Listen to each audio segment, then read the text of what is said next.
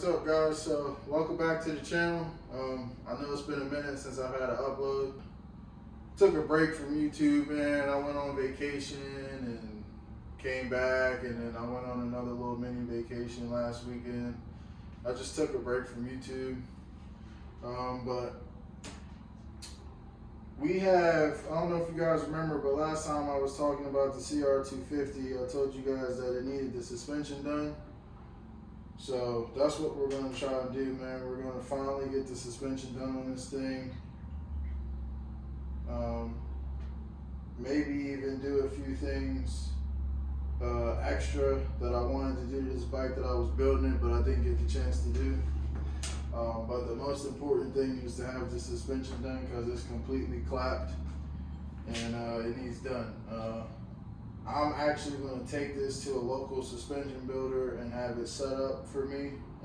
This will be the first time I've ever had suspension set up for me, so we'll see how that goes. That should be pretty fun. We might do a few other things as far as coatings go. I'm definitely going to have my fork tubes, my outer fork tubes, and my rear shock body Cerakoted. I'm gonna pull everything apart and take it to my coater. And some stuff that I cheaped out on when I was building this bike, like I rattle canned the triple trees and all the engine case covers. So I might pull all that stuff off and have it coated legit for real this time too, because you can see in some spots where it's chipping or whatever, the paint's starting to chip off. Some spots on the cases, the paint's chipping. So we're just gonna dive back into this thing, man, and you know, whatever I feel like I want to do to it, we're gonna do to it. I'm gonna take you guys along for the ride. Hopefully you get some entertainment out of it. And yeah, man. So without further ado, man, let's start tearing this thing apart. One other thing, I want to give you guys a little bit of a fleet update, whatever you want to call it. You know, the squad lost a member, man. We got rid of the LTR. Basically, man, after dumping so much time and money into that thing and still not being really happy with the end result, I just decided to get rid of it, man. You know, I had a lot of problems with that bike. Like I said, I threw a bunch of parts at it, dumped a bunch of money into it. It had so many issues when I bought it, you know what I mean? I kind of bit off more than, I didn't really bite off more than I can chew, but I wasn't getting as good of a deal as I thought I was getting because of all the issues that it had outside of being blown up. So I just decided to get rid of it, man. You know, I didn't have any more interest in it or whatever, so we let it go. But yeah, man, without further ado, let's jump into this 250, man. So I think the first thing that we're gonna do is just pull all the plastics and stuff off. We're gonna pull these hand guards off. I don't know if I'm gonna put these back on. They're Zeta. They're decent, but I mean, they're kind of flimsy and the red really doesn't match. So I don't know if I'm gonna put them back on, but we're gonna just go ahead and pull all these plastics off, man, and pull the tank off and the seat and all that stuff, and just go over everything and, you know, see how everything held up. Guys, the first thing we're gonna do is pull the wheels off with the hand tools.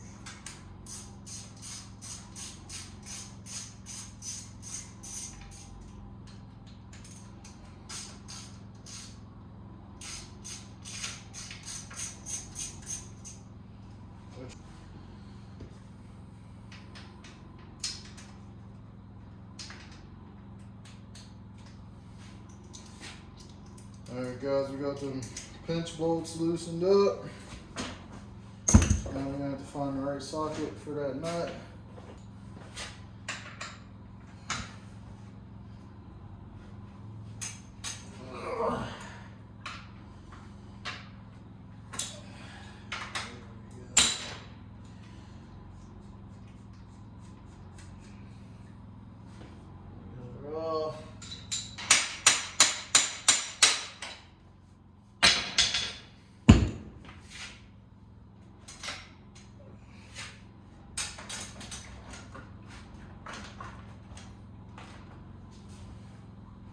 I like these Cerebus rotor guards. They're pretty slick because there's also a wheel spacer. It doubles as a wheel spacer. But we got the front axle out. We're gonna put our nut back on the front axle, and then we're gonna put it somewhere where it won't get dirty.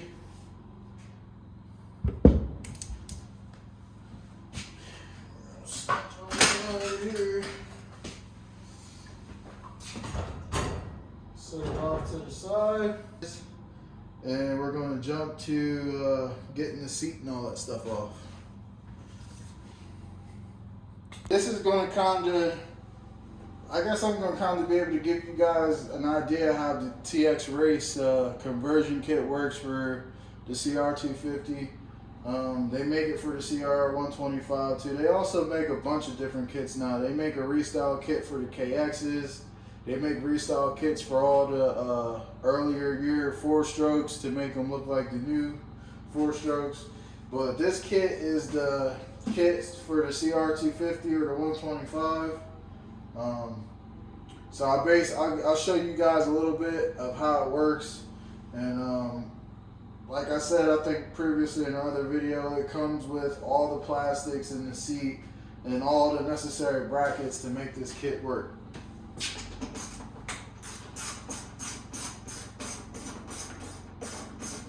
And this is pretty unique because this is a custom seat. It's got one bolt in the back here that holds it on.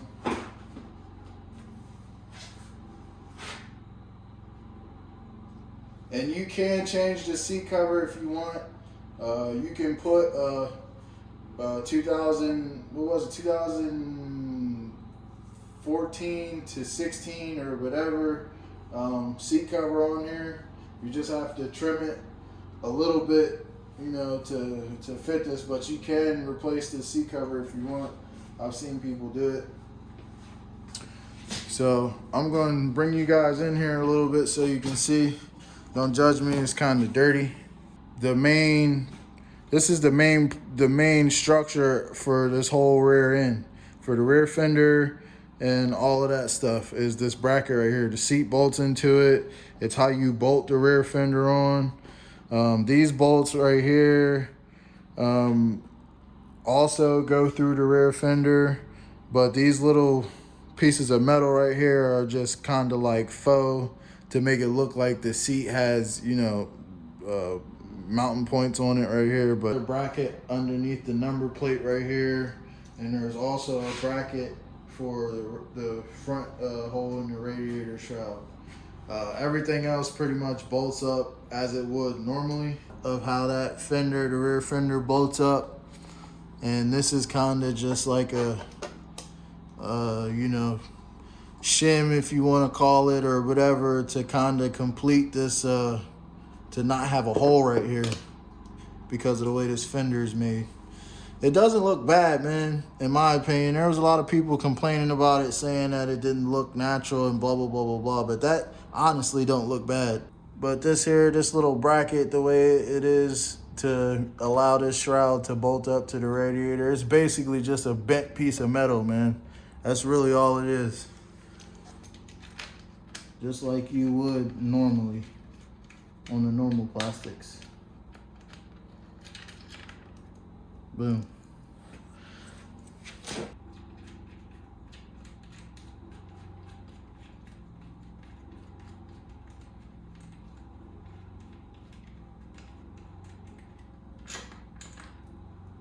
Boom.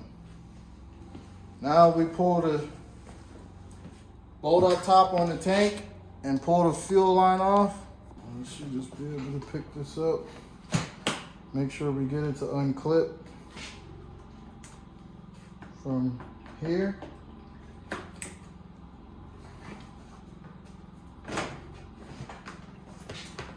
Boom, just like that.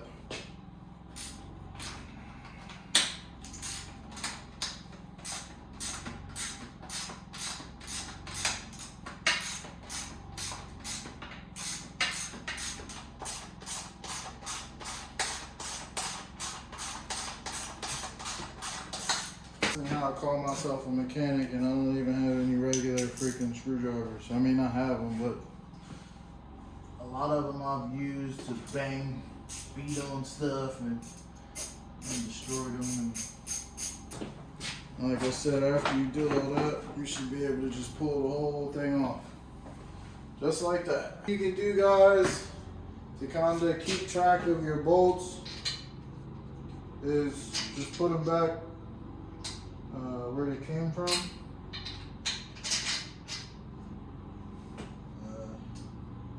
So you don't lose anything. Super simple. This one up here.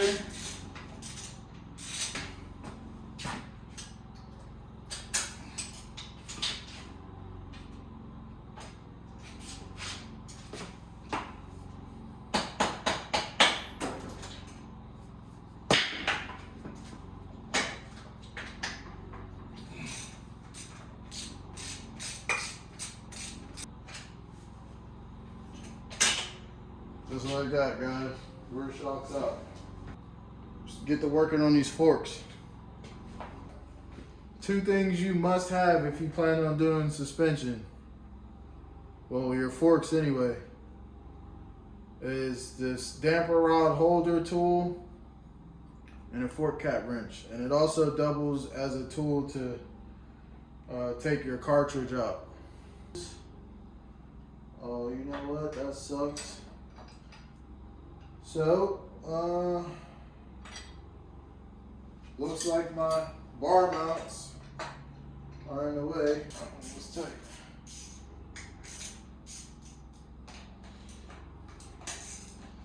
You know what, guys? I am going to take this off just to get it out of the way. So there's just 2 zip ties holding this on right here. I'm going to snip them.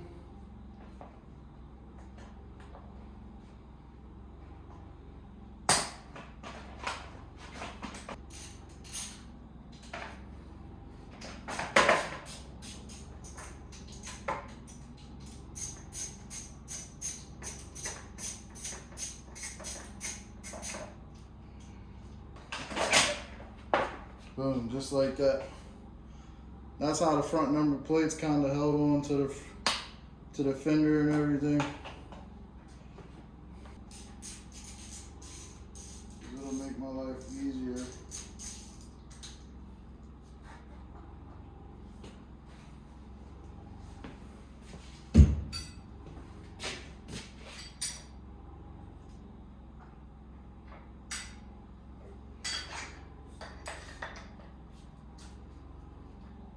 They was already kind of loose, so that wasn't too bad. So on this side, before we can take the fork off, we got to take the caliper off.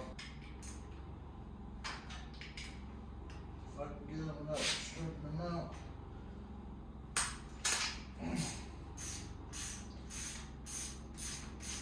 But technically, you shouldn't let your caliper hang by the brake line. I'm just going to take a zip tie and kind of put it around the brake pin and just zip tie it right here, just so it's not hanging by the brake line, that's all.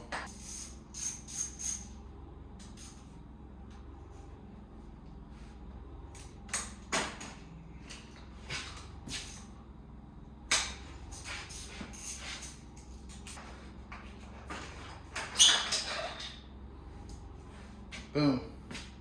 That's all there is to it, man. Alright guys, so if you were going to be taking your suspension to someone, once you got it off the bike, you pretty much be done. Just, you know, clean it up or whatever, so your suspension guy doesn't have to. He'll thank you for that, trust me. But in my case, I'm going to be getting these outer fork tubes Cerakoted and the shock body Cerakoted. So I'm going to take everything apart so I can take the tubes and the shock body to my coater, have him coat them, and then I'll take everything in pieces to the suspension guy, and from there he can put it back together from there. Now, I haven't talked to the suspension, my local suspension guy yet. I don't know how he's going to feel about me bringing him everything in a bunch of gazillion pieces, but I'm going to try to have it as organized as I can. And if anything, he shouldn't feel too bad about it because half the job was already going to be done for him. 2 clicks, 3 clicks, 4 clicks, 5 clicks, 6 clicks, 7 clicks, 8. We have 10. Count the clicks until it stops. Was at 16. All right. At that point, you're ready to pull your fork cap.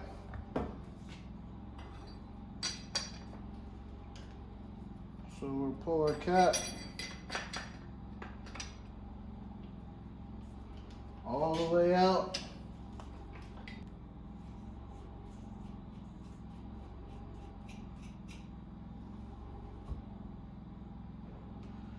And if there's any oil in there, we're going to drain it, dump it in the drain pan.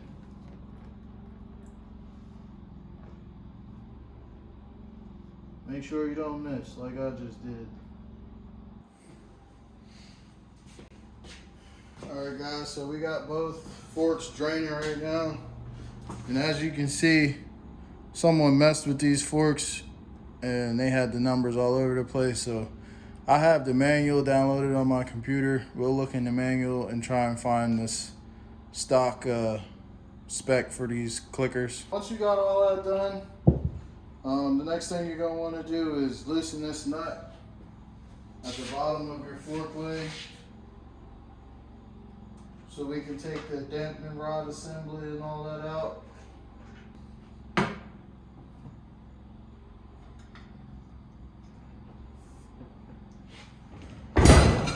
There we go.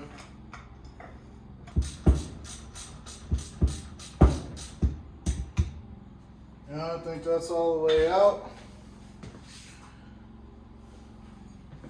So this is where your dampening rod holder tool comes into play. Slide this down. And you slide that on there until it catches, like that.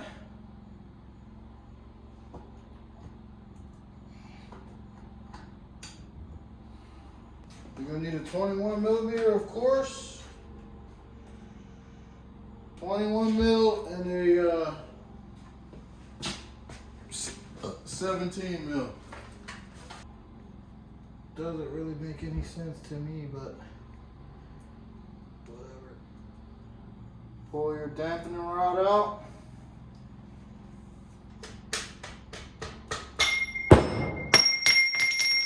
Remove your axle. Now,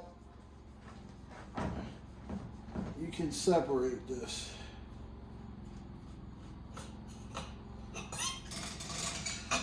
Pull your whole cartridge assembly out. Spring out of here.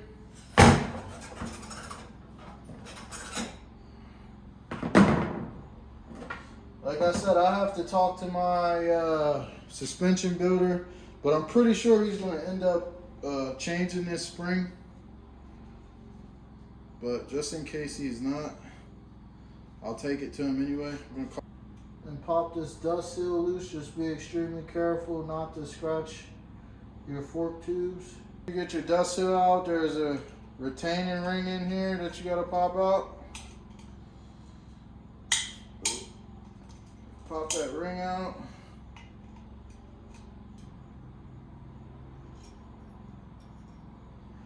Now once you get the ring out, grab the fork and you kind of just use it like a slide hammer. Boom. All of this stuff, this bushing isn't bad, but this bushing's wore clean out. Actually, this bushing is tore up, so that's bad. All of this stuff's gonna get replaced. Hopefully it all gets replaced when I have it rebuilt. So all of this comes off. At this point, you just want to try your hardest not to scratch anything. But all of this stuff will come out.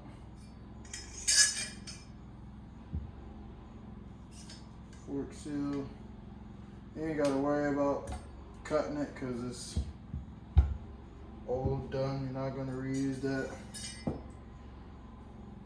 Not gonna reuse the dust seal.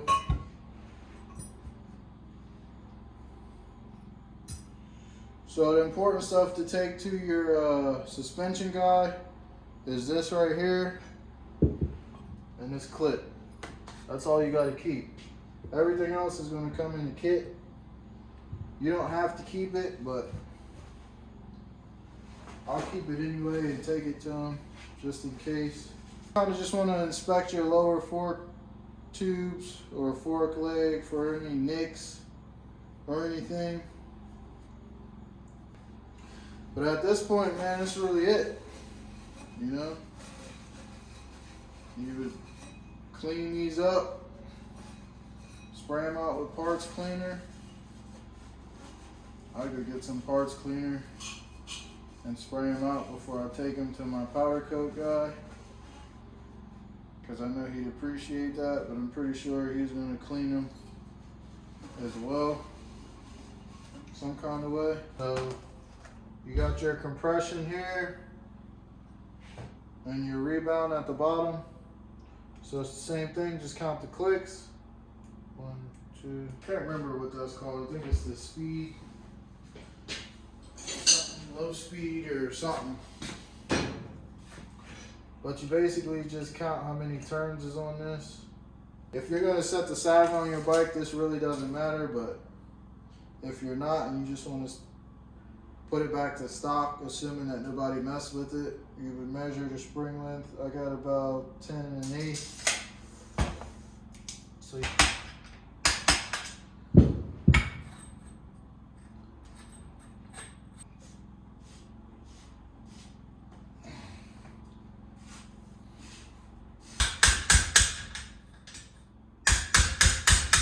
spring seat.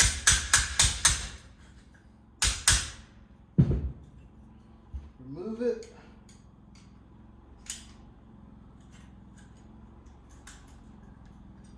Then come off. Boom. Got all the nitrogen out. Don't breathe it in. Phillips screwdriver. Same difference. There's 2 holes in this cap. Put the tip or the punch of the screwdriver in the holes. Knock it out. That'll expose the seal head.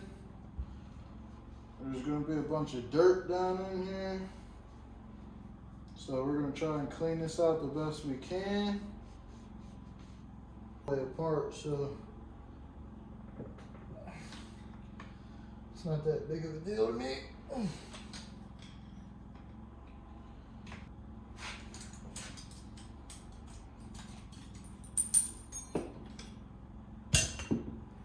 Like that. Okay, we'll pull this out. Careful not to make a mess.